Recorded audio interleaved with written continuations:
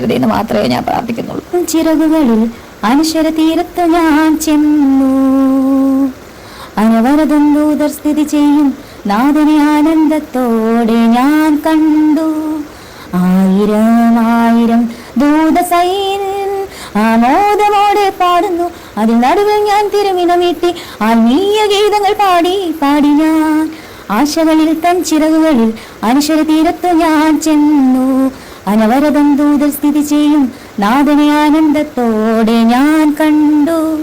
Welcome back to my YouTube channel. അപ്പോൾ ഈ ഗാനമാണ് എന്നെ ഈ ആഴ്ച മുഴുവനും സത്യം പറഞ്ഞാൽ ഈ ഫസ്റ്റ് കീമോ സ്റ്റാർട്ട് ചെയ്തപ്പോൾ എന്നെ വഴി നടത്തിയ ഒരു സോങ് എന്ന് പറഞ്ഞാൽ ഈ സോങ് എനിക്ക് നൊസ്റ്റു തന്നെയാണ്. അപ്പോൾ എനിക്ക് പറയാനുള്ളത് പറഞ്ഞാൽ രേണു ചേച്ചീൻ്റെ ഈ ഭക്തിഗാനം എനിക്ക് ഭയങ്കര ഇഷ്ടപ്പെട്ടു. എനിക്ക് മനസ്സിന് ഭയങ്കര ഒരു ശക്തി കിട്ടുന്നുണ്ട്. അപ്പോൾ രേണു ചേച്ചി ഇതേപോലുള്ള പാട്ടുകളൊക്കെ പാടണം.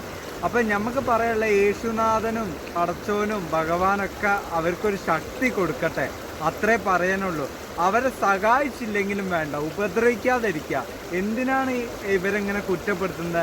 ആ കിച്ചുവിനോട് എനിക്ക് പറയാനുള്ളത്, നിൻ്റെ അമ്മയോടെ ഒന്ന് പോയി കാണ്, അവരെത്ര വിഷമിക്കുന്നുണ്ട്. ആ റിതപ്പന് മാത്രം സ്നേഹമുള്ളൂ, നിനക്ക് സ്നേഹമില്ലേ സ്വന്തം അമ്മേനോട്?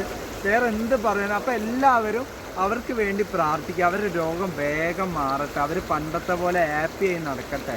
എന്തായാലും വേറൊന്നും പറയില്ല. അവർക്ക് ശക്തിയായിട്ട് അവർ വിളിക്കുന്ന ദൈവവും എല്ലാവരും ഉണ്ട്, അവരെ കൂടെ നമ്മളെ സുധിയാത്രനും ഉണ്ടാവും. പിന്നെന്താ, എന്തായാലും കിച്ച് ചെയ്ത വളരെ മോശമാണ്. എന്തായാലും ദൈവത്തിൻ്റെ അനുഗ്രഹം ഉണ്ടാവും, വേഗം അസുഖം മാറട്ടെ, ചേച്ചി സ്ട്രോങ് ആയി വരട്ടെ.